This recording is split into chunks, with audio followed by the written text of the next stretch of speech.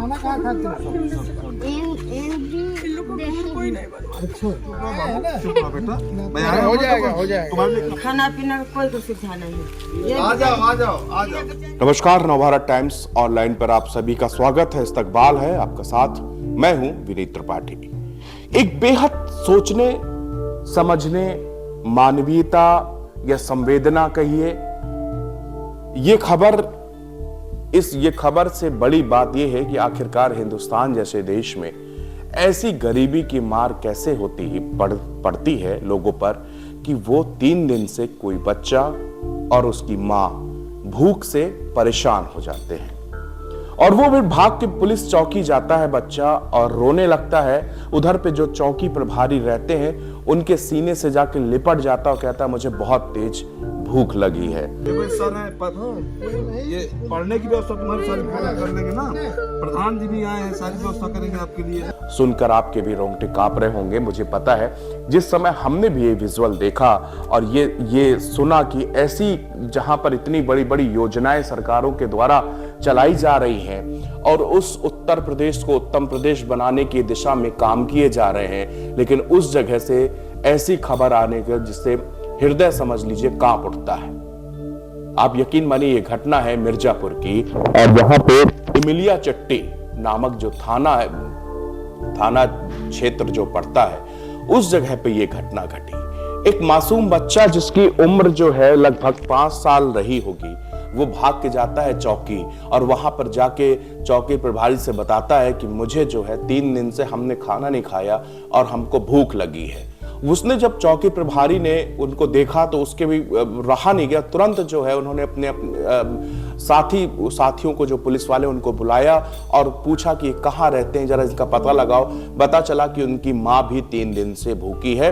वो एक मंदिर में सालों से रह रहे, उनके पास अपना घर भी नहीं था। मंदिर में एक छोटा सा कमरा था, लेकिन पिता के गुजर जाने के बाद और माँ की तबीयत खराब हो जाने के बाद फिर अब घर का गुजर बसर नहीं चल रहा था। ऐसे में तमाम सरकारों से भी सवाल उठते हैं कि जो ये इतनी बड़ी योजनाएं बनती हैं आखिरकार इन्हीं जैसे लोगों के लिए बनती, फिर ये लोग रह कैसे जाते हैं, छूट कैसे जाते हैं। हालांकि इसके पीछे के कारण हमें जानकारी नहीं है कि उनके पास राशन कार्ड था या नहीं था। जो मुफ्त अनाज की योजना है उसका लाभ उनको मिल रहा था, नहीं मिल रहा था। अगर नहीं मिल रहा था तो क्यों नहीं मिल रहा था? अगर उनके घर पे अनाज मिलता होता तो वो 3 दिन से भूखे नहीं रहते।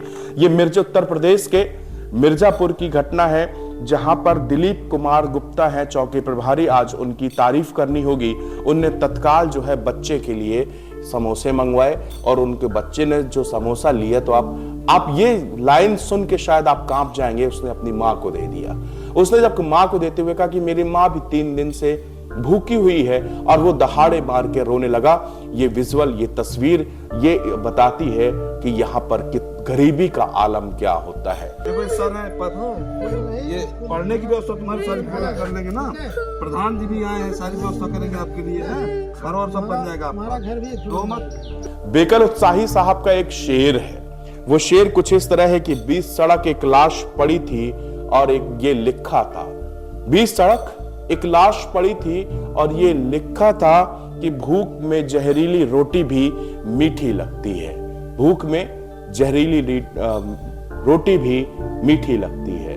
जी हाँ, कुछ आलम गरीबी का ऐसा ही होता है कि आज इस बच्चे की और इस माँ की जो कहानी हमने और ये सुनी तो यकीन मानिए जिस समय हमें इसके विजुअल देखे, इसके जो आप स्क्रीन पर अपने देख रहे हैं लगातार, हम सीना कांप या रोंगटे खड़े हो जाते हैं कि हमारे देश में आज आजादी के इतने सालों के बाद भी 2 वक्त की रोटी के लिए न जाने कितने लोग एक पूरा दिन बिता देते हैं, पूरी रात बिता देते हैं। और ये 3 दिनों से ये माँ और बेटे दोनों भूखे थे।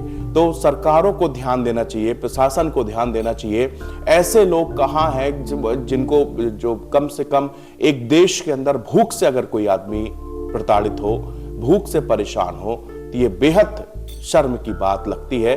और ये प्रशासन स्तर पे इसकी जो है गंभीरता से इसको देखना चाहिए। ऐसे लोग जहां कहीं भी हो उनके लिए भोजन की, कम से कम भोजन की तो व्यवस्था की ही जा सकती है।